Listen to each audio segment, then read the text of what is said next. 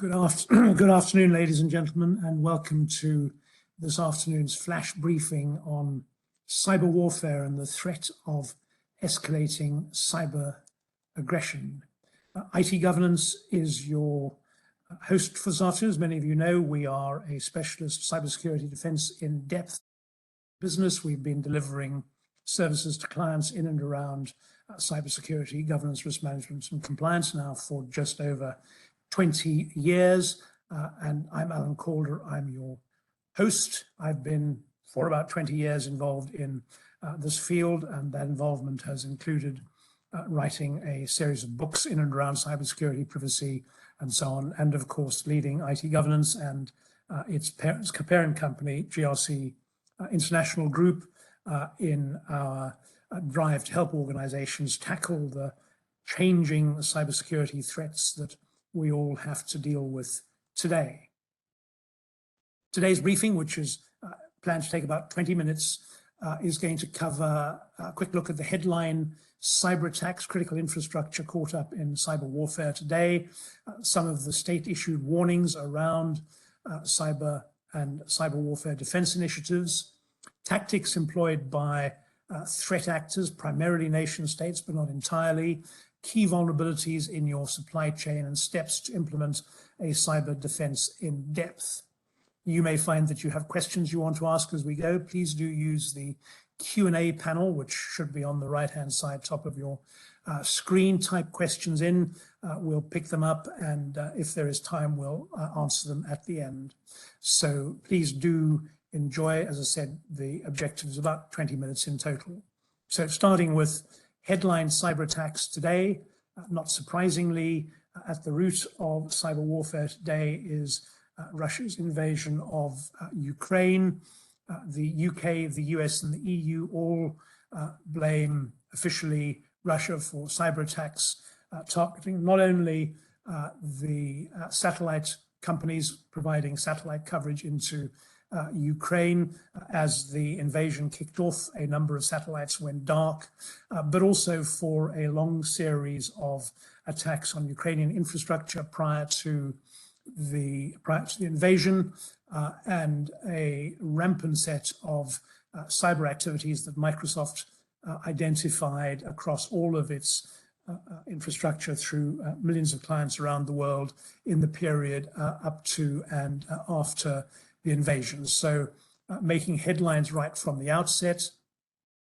And of course, the reality is that in spite of everybody having warning about cybersecurity for a long time, lots of critical national infrastructure and other organizations actually weren't ready for it. So research indicating that UK critical national infrastructure concerned about cyber warfare, in spite of the fact that the Network Information Security Directive has been part of UK law for as long as has GDPR, which requires critical infrastructure operators to have in place necessary critical cybersecurity defenses, business continuity mechanisms, incident response, and so on. Nobody really knows where the red line is for cybersecurity. How do we stop people attacking us? How do we defend against that?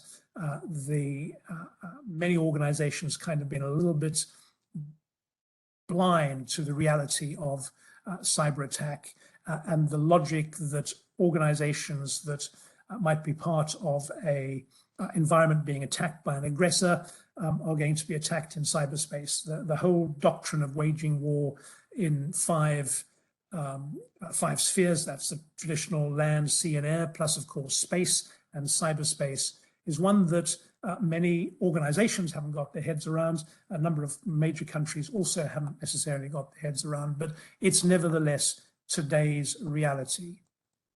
So we've seen very recently, for instance, a pro-Russian hacker attack during the Eurovision Song Contest.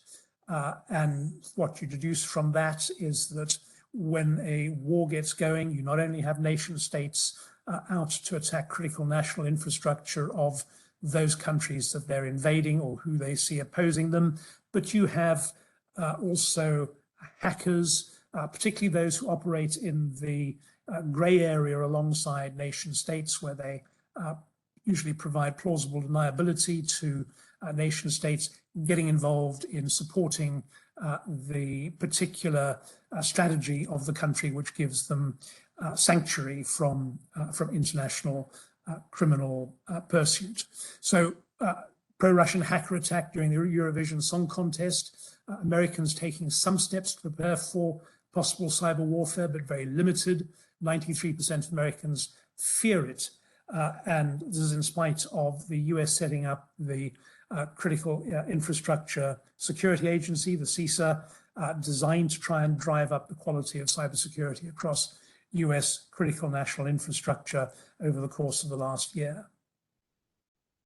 And from a warfare point of view, of course, the targets of attack are governments and public agencies. If you can take a government's infrastructure offline, you increase the likelihood that you can take their traditional kinetic defenses out because you're unable to get the government support that they need.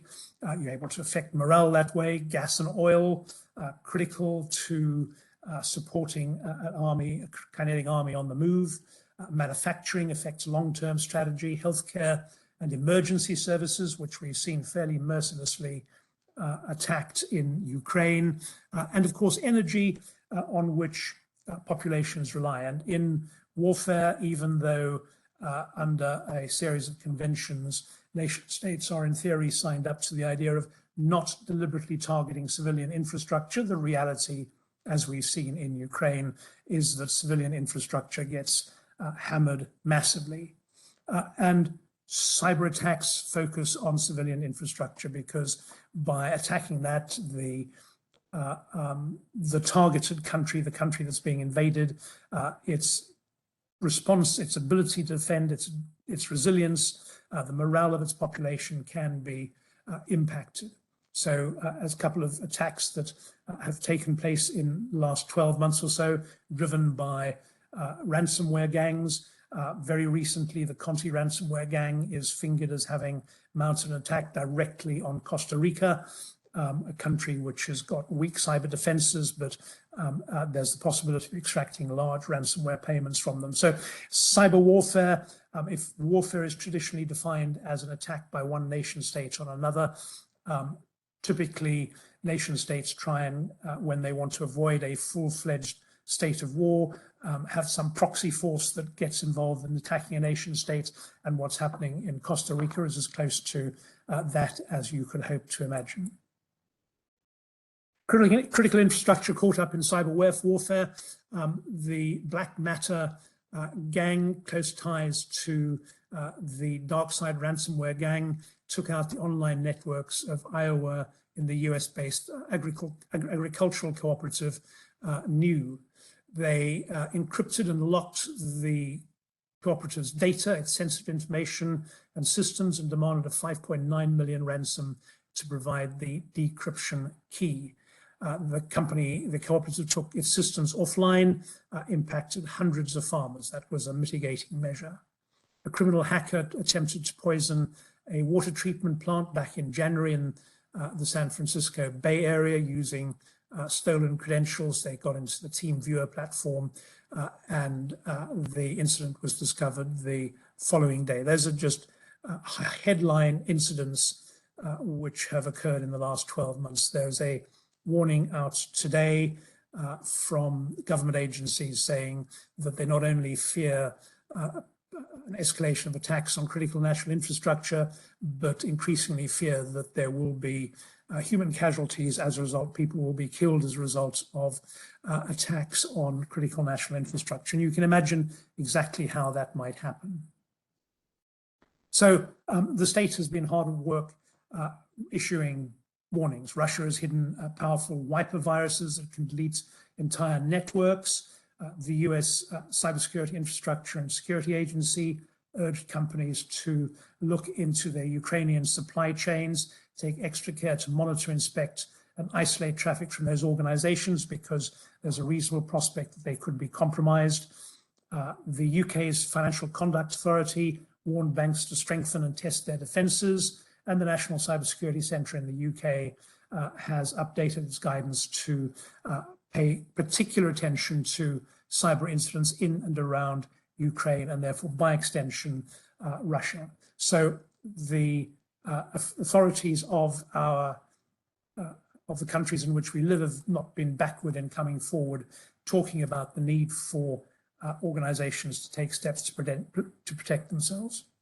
The Defence Secretary has announced £22 million worth in funding for Army cyber operations centres, recognising that attacks come from Russia, China, North Korea, Iran, and so on. Wherever they come from, whether it's malware or fake news, the government recognises that cyber attacks can bring down critical national infrastructure. And so plugging a chunk of money into the army is to enable the army to develop a cyber defense capability which defends at the very least the army and enables it to start thinking about a cyber offensive capability as well as simply defense.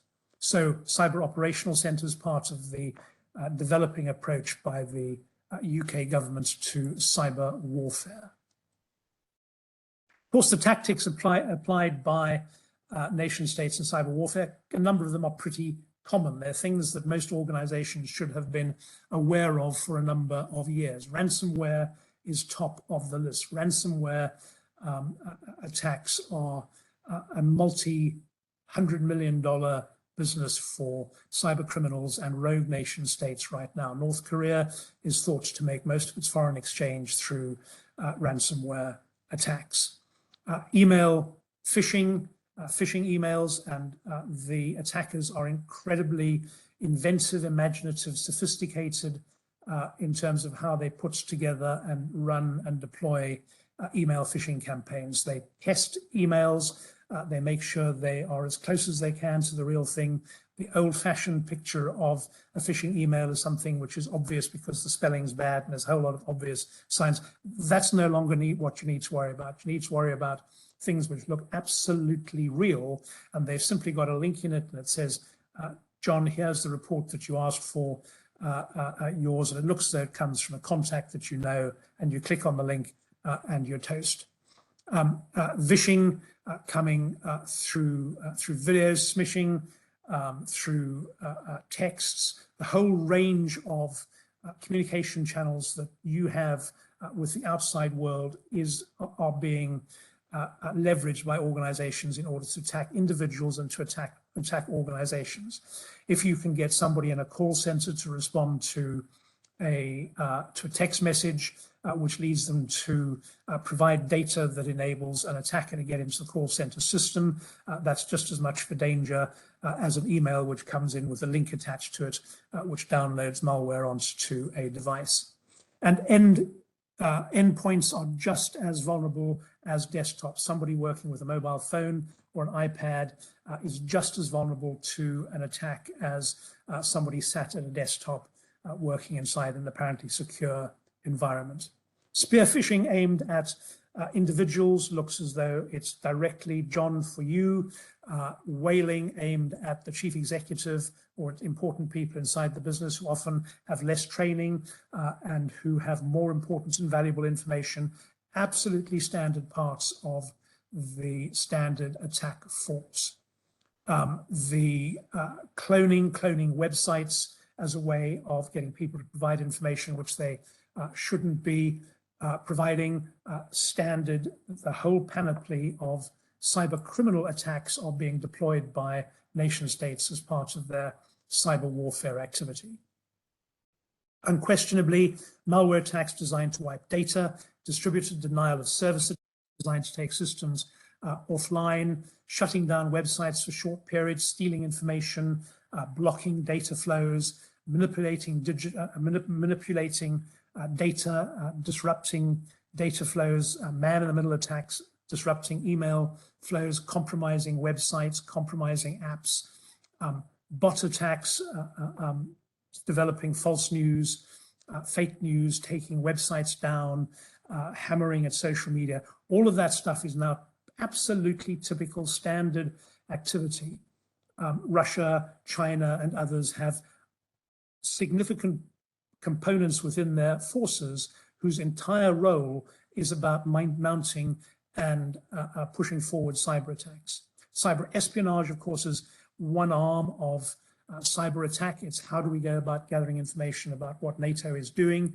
But it's just one part of a very broad range of activities. So you shouldn't be thinking about 5 or 10 people involved in cyber attacks. You should be thinking about thousands of people involved in cyber warfare from Russia, from China, from North Korea, from Iran, and from so on. So what do you do about it? You've got to start thinking about where the vulnerabilities are and what action you can take. 5,000 organizations in the US and in Europe have Russian or Ukrainian suppliers at tier 3 in their supply chains. And if you have a Russian supplier, you've kind of got to assume that the Russian supplier may be doing what they've been told to do, and that they are likely to be leveraged by Russian cybersecurity, cyber attack teams to disrupt what's going on inside NATO and across the West. Your Ukrainian supplier, they might be fine, they might not, but you've got to think about the risk. So software and IT services account for 12% of supplier relationships between the US and Russian Ukrainian companies. That's a significant proportion. Remember, an attacker only needs to succeed once in their attack. You need to succeed 100% of the times in terms of defense. Trading and disruption account for about 9% of relationships. Distribution accounts for about 9% of relationships, oil and gas about 6% of relationships. So oil and gas critical. We've seen the extent to which inflation has been stoked by the EU and America's attempts to wean itself as rapidly as possible off Russian gas and oil. And the disruption of gas and oil pipelines will simply exacerbate that for the West. So you have to imagine that there will be Russian and cyber criminal attackers going after Western and NATO oil and gas infrastructure. Throughout your supply chain, there's going to be attacks taking place, particularly as oil and gas become scarce, disruption of land, sea, and air transport. The costs for insurance will go up. We've already seen the cost of cybersecurity insurance rocket over the last 12 months. Transit and shipping insurance is going to go up at the same reason. We will see real challenges around business continuity, particularly not just because of attacks, but because of the rolling impact of sanctions, of COVID lockdowns. All of those things are happening anyway. And then when you add into the mix cyber warfare and cyber disruption, business continuity becomes an even bigger issue than it might have been. So what's happening in your supply chain, how you ensure that your services continue operating, become much, much bigger issues for you than they were already. Most countries now have special units dedicated to cyber warfare. As I said, the US has Cyber Command, Russia has Federal Security Services Center for Information Security. In theory, they're responsible for defending their country's networks from attack, but in the same way as Britain calls its political unit that manages the army, the Ministry of Defense. The Ministry of Defense is in charge of attacking other countries. So you have to assume that the cybersecurity defensive units in other countries might have a big role in attacking the opponents. This year, hackers have successfully infiltrated computer systems of 2 major American corporations. Congress has passed a new cybersecurity bill that not only funds more cybersecurity research, but much more importantly, organizations that have breached to own up to it, to report within a short number of hours to CISA that they've been breached and to report if they pay a ransom. So the reality is that organizations are being forced to be much more transparent than they were. What do you do about it?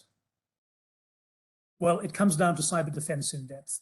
You are going to be breached. You have to allow for the fact that even in normal times, you're going to be breached. So you have to build cyber defenses in depth. You have to have the ability to cope with penetration of your first line, be able to deal with the second line and third line. Your first line is about permanent vulnerability scanning, about anti-phishing training, making sure that you can pick up attacks that are not being identified on the technical perimeter. Vulnerabilities are breached. You need to be scanning continually. You need to do things like cyber essentials, penetration testing. You need to have properly trained IT support teams with a good incident response component. You need then to build a much more mature framework around standards like ISO 27001, maybe SOC 2, but which gives you a much broader range of controls, much more robust level of controls. And then you need to look through as a fourth line of defense into your supply chain and build business continuity management, IT disaster recovery, and all of the things that enable you to recover from a breach. You should be thinking of cyber insurance simply as the final fallback. All cyber insurance does is mitigate impact. It doesn't reduce likelihood. Having £1 million or £5 million worth of cyber insurance will not stop you being attacked. It doesn't stop you going out of business. A university in America, 157-year-old, went out of business a couple of weeks ago because it couldn't recover from a cyber attack. And it doesn't matter how much money you have available in insurance, if you can't get your systems back up and running, you are toast. So, as you would imagine, we can help with all of that. Do go onto our website, find out about vulnerability scanning and phishing awareness, find out about our cybersecurity incident response services, how we can help you plan for and test your incident response capability, how to report data breaches. There's a regulatory requirement to report data breaches, and we've even got a package for organizations of cybersecurity as a service, what you might call cyber defense in depth, as a single service that gives you everything from vulnerability scanning and phishing training all the way through to £500,000 worth of cyber insurance in a single, easy to sign up for package. Folks, that's it in terms of this flash briefing. Cyber warfare is a major issue. The slides and the recording will be available over the course of the next 24 hours to everybody who's been here. I hope that you found it useful. I'm going to spend a couple of minutes just picking up on a couple of questions that have come in. I'm somewhat new to cybersecurity. I was wondering what critical infrastructure is. Also, can you go over what a government critical infrastructure is? So it's a piece of jargon. CNI, or critical national infrastructure, is a term broadly applied to all of that infrastructure that is essential to a country, a nation state being able to continue operating broadly speaking, efficiently. So what falls into the critical national infrastructure category is oil and gas installations, is water plants, is sewerage, is major manufacturers, is major food suppliers, major logistics companies that move goods up and down the countryside. It's the government infrastructure itself. So all of the things which, if they got taken out of activity, couldn't go on, would mean that in a significant way, the country would not be able to operate as it should do. That's what critical national infrastructure is. And it looks as though that's probably the only significant question we've got in. So, ladies and gentlemen, I'd like to thank you all for joining us. I hope you found it a useful presentation. I hope that even if you're not in a critical national infrastructure organization, you recognize that the ramifications of cyber war is that this spills over and affects every single organization. So every organization should be taking steps to protect itself from being caught up in what's going on around the world at the moment. Thank you all very much, folks, and good luck. Bye-bye.